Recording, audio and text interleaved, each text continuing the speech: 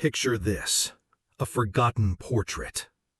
Edges torn, colors fading, buried in the back of an archive, as if someone wanted it hidden forever. Now imagine pulling that frame into the light, dust lifting, silence breaking, and realizing the man staring back was not just anyone. He once held the highest office in a state that swore he should never rise. A black man, a governor, in America.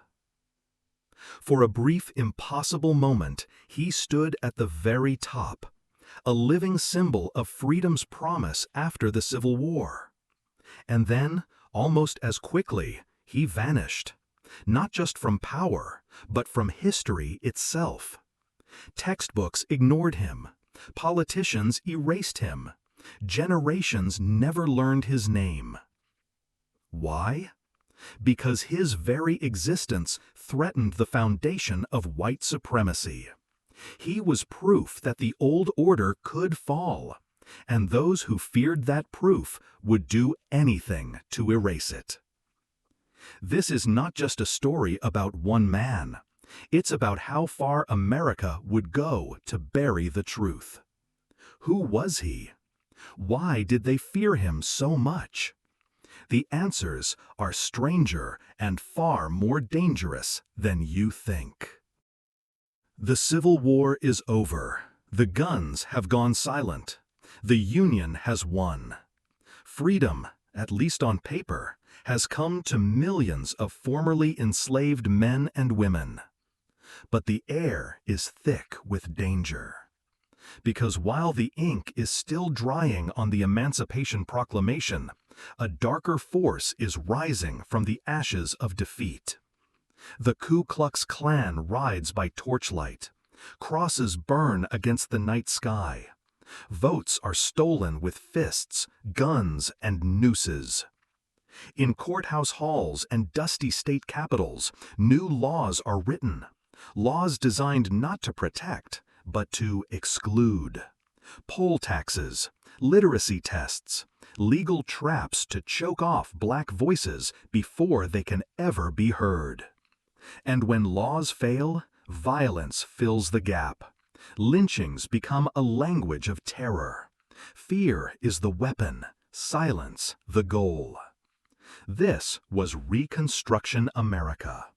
A land where freedom was promised, and yet every step forward was met with iron chains disguised as justice. So how, in this storm of hate, could a black man possibly rise to the most powerful seat in a state?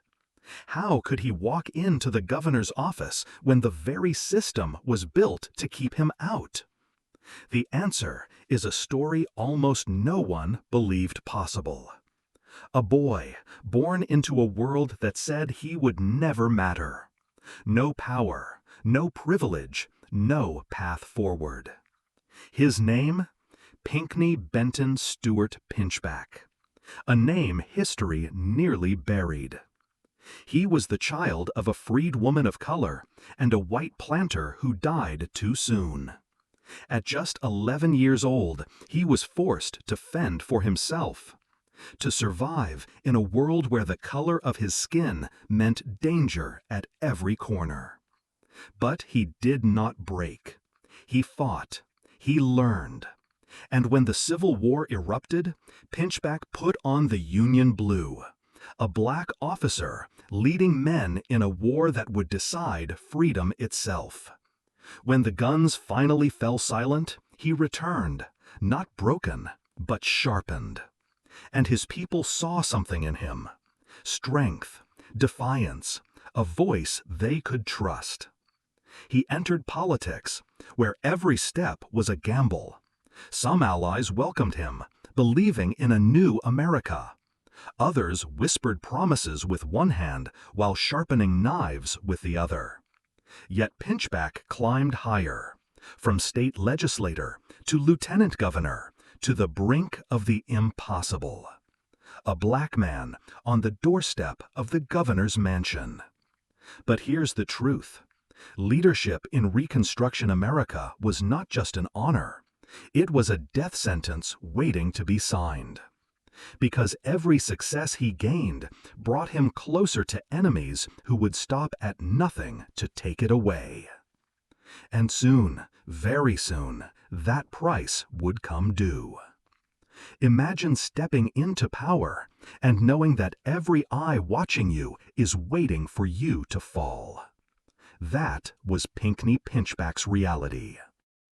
The ink on his oath was barely dry before the attacks began. Newspapers branded him a fraud. Cartoonists sketched him a monster. His very skin became the weapon used against him. And beyond the headlines, shadows gathered. White supremacy groups plotted by torchlight, their hatred carried on the wind. Threats slipped under doors. Mobs gathered in the streets. The promise of democracy clashing with the fury of those who refused to accept it.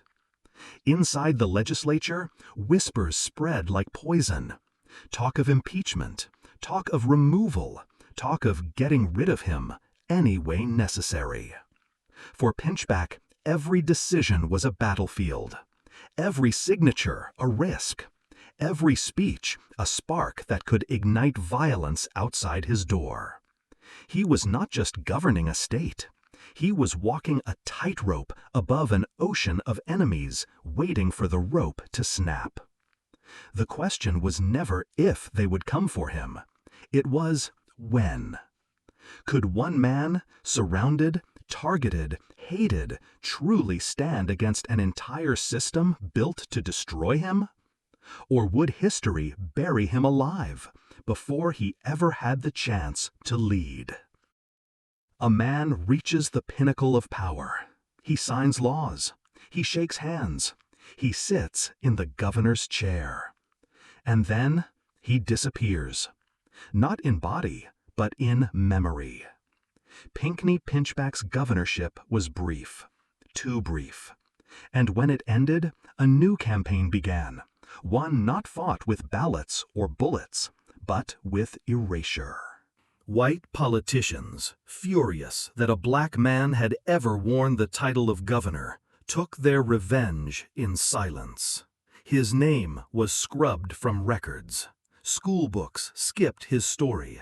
Official portraits were taken down, tucked away, or destroyed. It was as if he had never lived. And for the children who grew up in Louisiana and across America, the message was clear.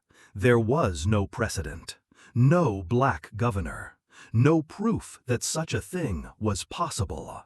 This was not just about removing one man. It was about rewriting the very limits of power. It was about telling future generations, don't even dream it. Entire decades passed in that manufactured silence.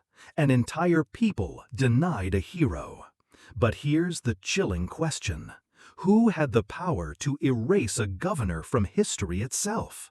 And how many other names have been stolen from our memory the very same way? Imagine history itself being rewritten, not by accident, but by design. That's what happened to Pinckney Pinchback. When his time as governor ended, the battle didn't stop. It shifted from the streets to the pens of editors, to the desks of legislators, to the lectures of historians. A political machine, powerful, relentless, decided his name would vanish. They paid writers to skip him. They ordered textbooks to omit him. They silenced anyone who dared to speak his legacy out loud. And if silence wasn't enough, threats followed. Teachers warned, editors intimidated, scholars blacklisted. The message was clear. Remember him, and you will pay the price. Old photos were left to rot, official documents mysteriously lost, his signature buried under layers of dust while others' names shined in ink. This wasn't just about erasing one man. It was about seizing control of America's future. Because if the people believed a black man had once ruled a state, Then they might believe it could happen again, and that possibility terrified those clinging to power. So, for nearly a century, they won. His story remained buried, a ghost governor, forgotten. But the truth has a way of clawing back to the surface. The question is, who dared to uncover it? And how did the world finally remember the man they tried so hard to erase? A story buried for nearly a century. A name erased so completely that children grew up believing it had never existed. And yet, the truth refused to die. Modern historians began digging through dusty archives. Activists demanded recognition. Descendants spoke his name with pride, daring to place him back where he belonged, at the center of America's story. Slowly, the silence cracked. A street renamed, a school dedicated, a monument rising where once there was only absence. Each act of remembrance was more than a tribute. It was an act of defiance, a statement that history could not be stolen forever. But the weight of what was lost lingers. Generations denied a role model, communities robbed of their proof that power could belong to them. And the question hangs heavy.